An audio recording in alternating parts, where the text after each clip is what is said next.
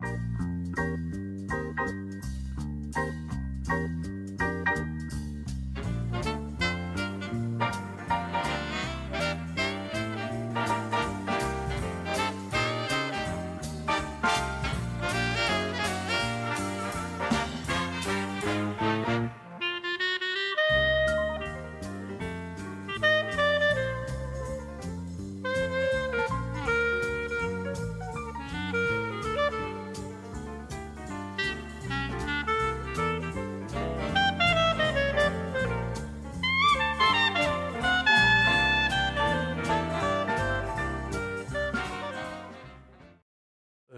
joined the Army in London, being a member of the Royal Canadian Regiment Band, which was quite a good band. I played first clarinet in the afternoon, and it was a learning atmosphere for me.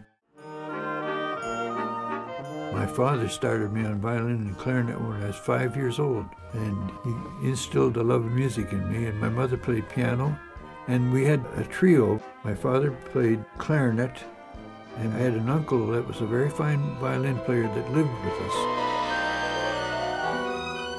But then, around the age of 16, I became enamored of Artie Shaw and Benny Goodman and decided to scrap the violin and stay with the clarinet and the saxophone. So at the point you were in that band, at what point did you start writing? We had a local place where we could play, and I wrote some arrangements. Every week I'd do a new arrangement and sort of try to learn from it, you know. Just experimented? Yeah.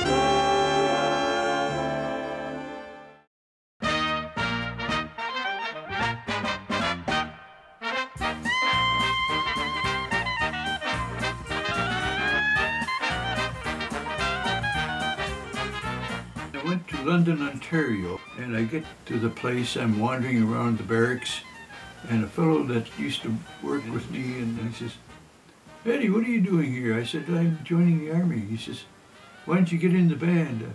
I said, "You mean they have a band?" And it turned out they had a big concert band there.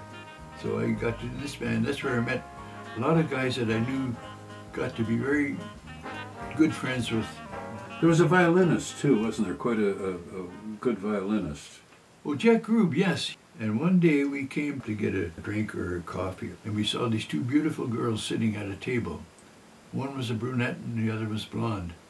And Jack Groob says, "I'll take the blonde." I said, "Okay."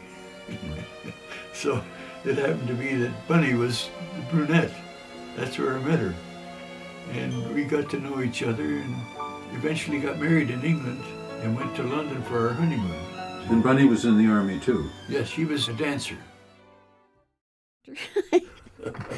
I said, well, I would have to be married by then because my father. I said, well, that goes without saying. Yeah. Something like that. So that was the proposal? That was it. That was a little less than Shakespearean.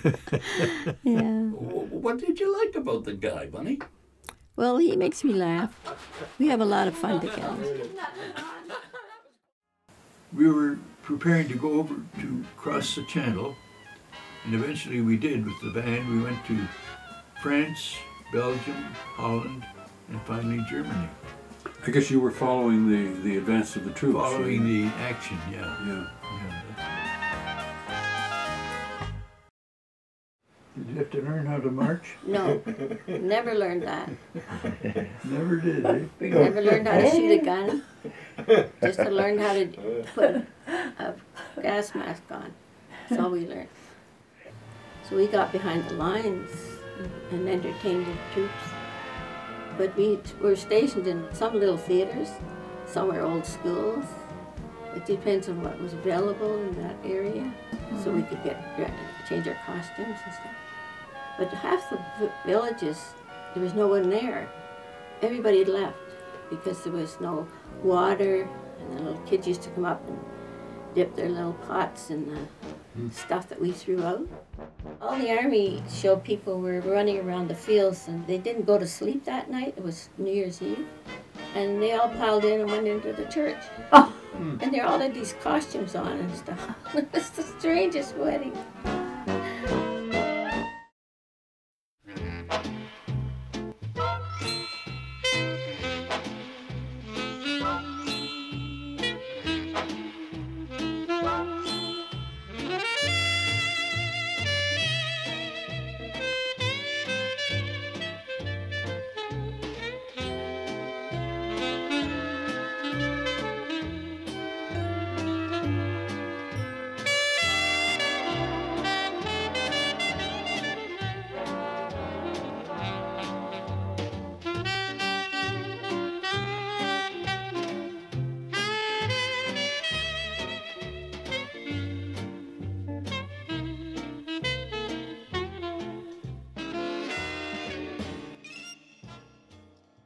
I first met you when you were studying with Gord Delamont. Oh. And he thought it was great fun that when you were studying linear counterpoint, you used it on the Juliet television show, and no one knew that it was linear counterpoint.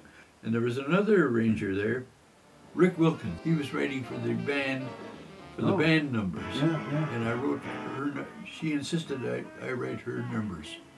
You probably wrote for Bobby Jimby at that time, too. Yes, I did write for his band, yeah. Because he was on that show, wasn't he?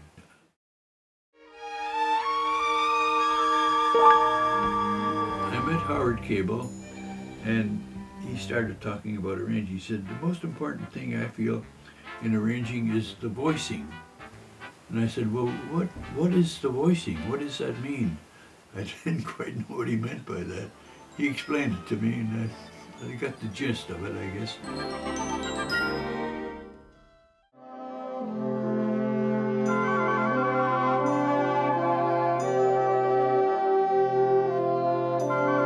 Hearing about the band and hearing about John Little, who was a conductor, so I brought the clarinet one day and I asked, do you have parts for the oboe? He said, yes, we do, but we don't have an oboe player.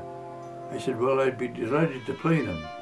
So I had the B-flat clarinet, and I played them all up a tone from where they were written. I started writing arrangements for the orchestra, and I liked it very much because it was everything there but strings, but there was a lot of color.